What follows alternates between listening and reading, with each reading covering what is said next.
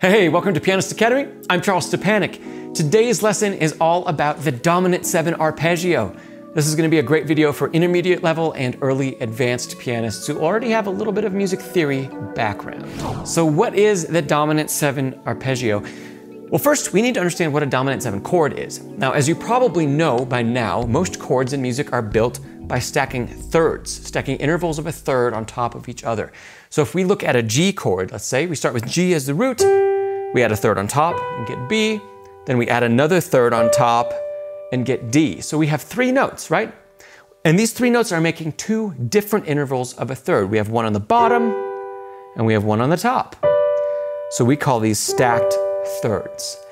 But we can take these normal chords, which are also called triads, and we can add another note stacked again as a third to the top. So here I'm going to add an F to the top of our G chord. And we get what we call a 7th chord. It's called that because the note we've added, in this case the F, is the interval of a 7th above the root, above G. So we can go through this process for any triad when we can make a whole variety of different types of 7th chords, adding a 7th to the top of our triad. But today's about the dominant 7. So what exactly is that? Well, it's a major triad with a minor 7 added on top. So it's just like what I showed you, but this is called a minor 7, the G to the F. Now, anytime you build a chord like this with a major triad, adding a minor 7 on top, you're building a dominant 7 chord. Okay, so we can do this starting on any note. That's the one on G. Here, if we start in C, here's our C major triad. If we add a minor 7 on top, that's C to B flat. Here's our C dominant 7 chord, okay? Let's do one more. How about in F, okay? Here's our F major triad. If we add a minor 7 on top, it's to the E flat.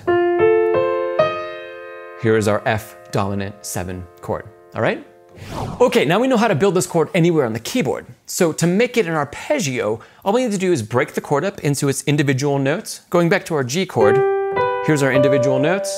Play them one at a time, just like you would a regular arpeggio, and then cross the octave, okay? Now we have made a dominant 7 arpeggio. We're just taking the dominant 7 chord, playing each of the notes individually, and then crossing the octave.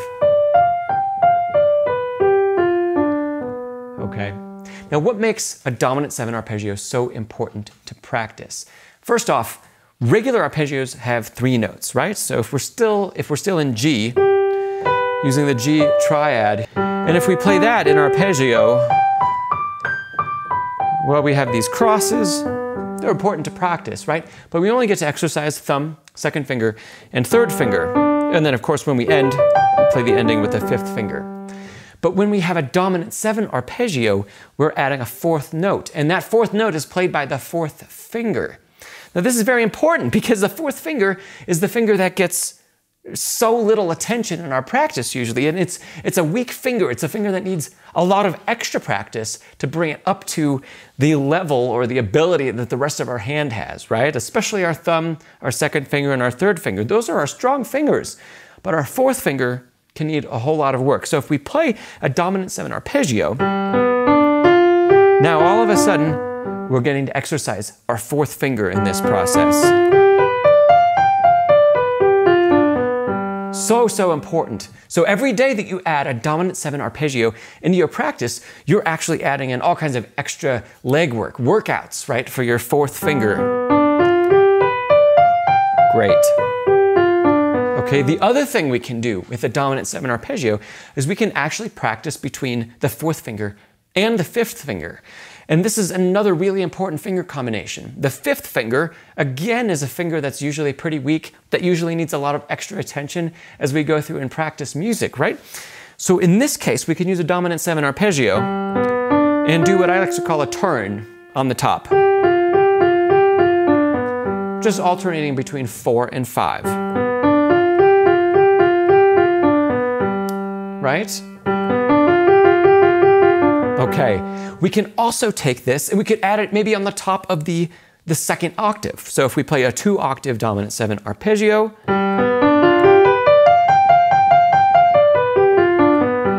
we go. So there's 2 octaves. We practiced the cross under and got some good practice articulating 4. And now we also get good practice articulating 4 and 5. Right? Okay. You can also try these out a little bit differently. You can actually string together the broken dominant 7 chords. So just a broken dominant 7 would be that. It's not an arpeggio if we don't cross the octave, right? So this is just a broken dominant 7, but we can actually play them in inversion, ascending and descending. And there's something like an arpeggio. So we could practice it like this. Here's root position. And then we can play the same chord in first inversion. And then the same chord in second inversion. And then the same chord in third inversion. And then back to root position. Okay? So here's the whole thing in order. Root position, first inversion, second inversion, third inversion, root position again. And we can also do that descending.